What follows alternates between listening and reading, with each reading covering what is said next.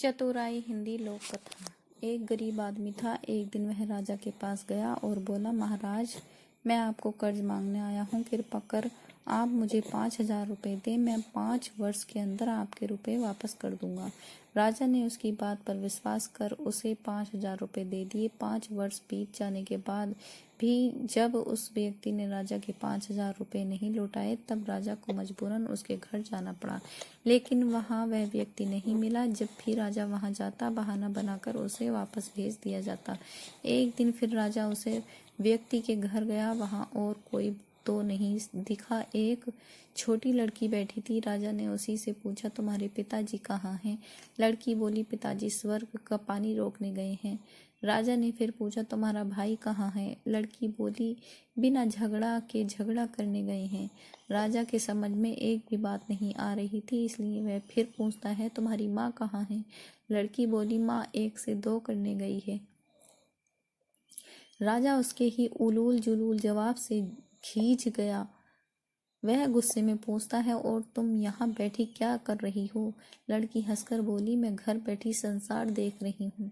राजा समझ गया कि लड़की उसकी किसी भी बात का सीधा जवाब नहीं देगी, इसलिए उसे अब इससे इन बातों का मतलब जानने के लिए प्यार से बतियाना पड़ेगा। राजा ने चेहरे पर प्यार से मुस्कान लाकर पूछा, बेटी, तुमने जो अभी अभी मेरे सवालों के जवाब दिए, उनका मतलब क्या है? मैं तुम्हारी एक भी बात का मतलब नहीं समझ सका। तुम मुझे सीधे सीधे उनका मतलब समझाओ। लड़की ने भी मुस्कुराकर पूछा, अगर मैं सभी बातों का मतलब समझा दूं तो आप मुझे क्या देंगे?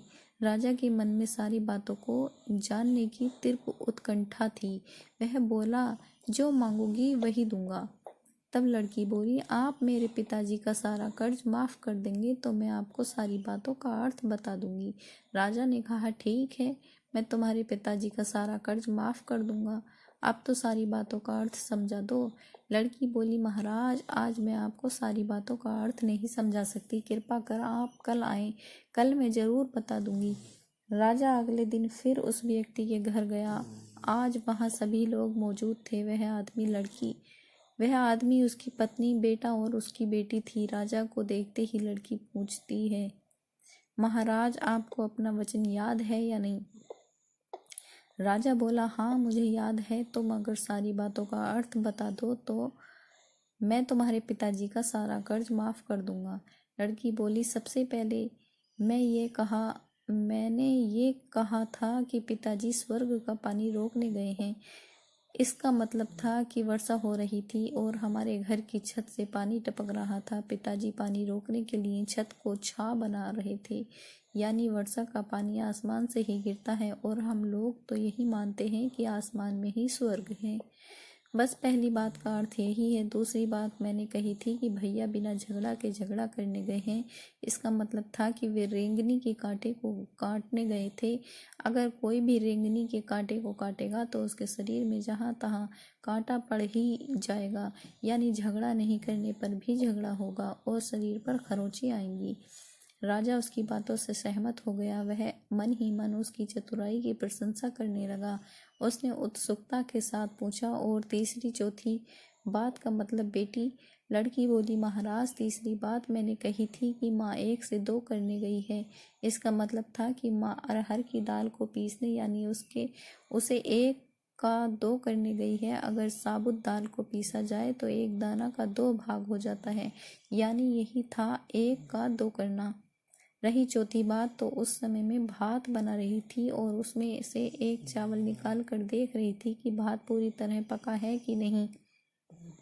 इसका मतलब है कि मैं एक चावल देखकर ही जान जाती थी कि पूरा चावल पका है कि नहीं। अर्थात चावल के संसार को मैं घर बैठी देख रही थी। यह कहकर लड़की चुप हो गई। राजा सारी बातों का अर्थ जान चुका था। उसे लड़की की बुद्धिमानी भरी बातों ने आश्चर्य में डाल दिया था। फिर राजा ने कहा, बेटी, तुम तो बहुत चतुर हो, पर एक बात समझ में नहीं आई कि यह सारी बातें तो तुम मुझे कल भी बता सकती थी, फिर तुमने मुझे आज क्यों बुलाया? लड़की हंसकर बोली, मैं तो बता ही चुकी थी। चुकी हूँ कि कल जब आप आए थे तो मैं भात बना रही थी। अगर मैं आपको अपनी बातों का मतलब समझाने लगती तो भात गीला हो जाता, जल जाता, तो माँ मुझे ज़रूर पीटती। फिर घर में कल कोई भी नहीं था। अगर मैं इनको बताती, ये मेरी बात का विश्वास नहीं करते। आज स्वयं आपके मुंह से सुनकर कि आपने कर्ज माफ़ कर दिया है, जहाँ इनके इसका विश्वास हो जाएगा वही खुशी भी होगी। राजा लड़की की बात सुनकर बहुत ही प्रसन्न हुआ। उसने अपने गले से मोतियों की माला निकाल उसे देते हुए कहा, बेटी यह लो अपनी चतुराई का पुरस्कार। तुम्हारे पिताजी का कर्ज मैंने माफ़ कर ही चुका हूँ। अब तुम्हें या तुम्हारे घर वालों को मुझसे बहाना नहीं बनाना पड़ेगा। अब तुम लोग निश्चित होकर रहो। अगर फिर कभी किसी चीज़ की ज़रूरत हो तो बेझिझक होकर मुझसे कहना। इतना कहकर राजा लड़की को आशीर्वाद देकर चला गया। लड़की के परिवार वालों ने उसे खुशी से गले लगा लिया।